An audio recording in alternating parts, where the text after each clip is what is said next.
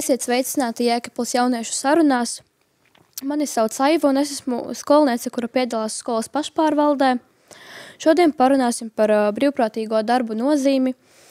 Un šodien mums ciemos ir Katrīna no 9. klases, kura kopā ar mani piedalās skolēnu pašpārvaldē.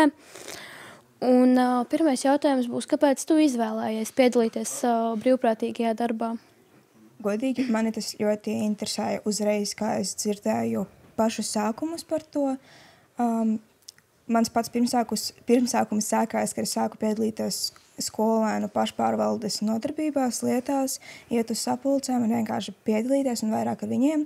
Kopumā iedvesmoja visvairāk mani tas, ka man ir ģimenē vairāki, kas pirms tam tādās lietās piedalījās, un man vienkārši gribējās būt starp tiem, kas ir aktīvāki, kas kaut ko dara gan skolas labā, gan vienkārši ir aktīvi un kaut ko dara, un man tas patika, ieinteresēja, un es joprojām to daru.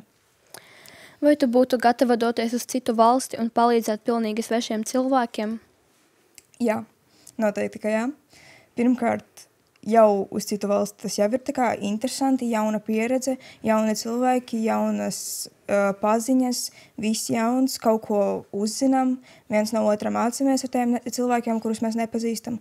Es uzskatu, ka tie visi ir plusi, un es labprāt to darītu. Būtu man iespēja kaut to tagad. Un kā tev būtu ar to, ka varbūt bail ir doties uz citu valsti? Noteikti, ka būtu bail. Vispār vienmēr pirms visai ir kaut cik bail. Bailes ir vienmēr, bet cenšos to pārvarēt un turpināt un darīt. Kā brīvprātīgais darbs palīdz izkāpt no komforta zonas? Ļoti palīdz. Visvairāk īstenībā ir ar kaut ko, kas ir ar publiku. Visvairāk par to, kad vairs nav bail runāt cilvēku priekšā. Ar katru reizi, ar katru kaut kādām lietām ir mazāk bail un vairāk gribas turpināt darīt. Un priekš manīm tas ir lielākā izkāpšana no komforta zonas. Un kā tu pati varbūt esi izkāpusi no tās komforta zonas? Un tieši publiski uzstājoties, kaut ko runājot, kaut ko darot, tā ir vislielākā priekš manīm. Šobrīd ir kāda noteikta vieta, pulciņš, kurā tu piedalies kā brīvprātīgā?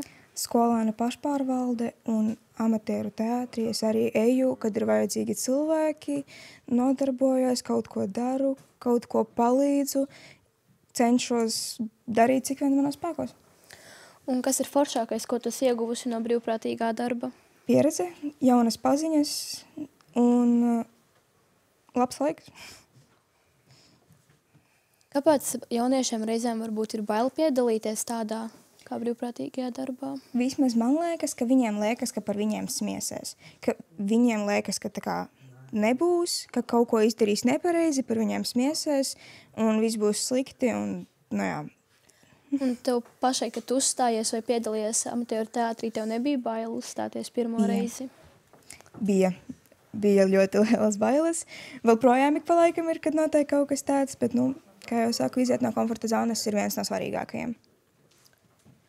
Un vai brīvprātīgais darbs var būt sākums tavai nākotnei? Jā.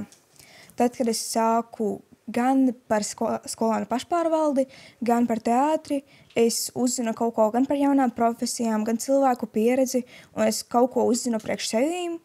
Un šobrīd tas, ko es domāju nākotnē, ir diezgan cieši saistīts ar to visu. Varbūt tev amatieru teātris nākotnē kaut ko sniegs? Noteikti, jo tomēr es plānoju savu nākotni kaut kā saistīt ar kultūru, ar visādiem es nezinu, lietām, kas ir cieši saistītas ar teātri. Māksla, literatūra un viss tās. Un tāpēc pieredze amatieru teātrī man ļoti palīdz un ļoti virza uz priekšu manu vēlmi. Tātad mēs vēlamies jums pateikt paldies, ka bijāt kopā ar mums. Jūs uzzinājāt kaut ko, kā jaunieši piedalās brīvprātīgajā darbā. Teiksim visiem atā un tiksimies nākamajās sērijās.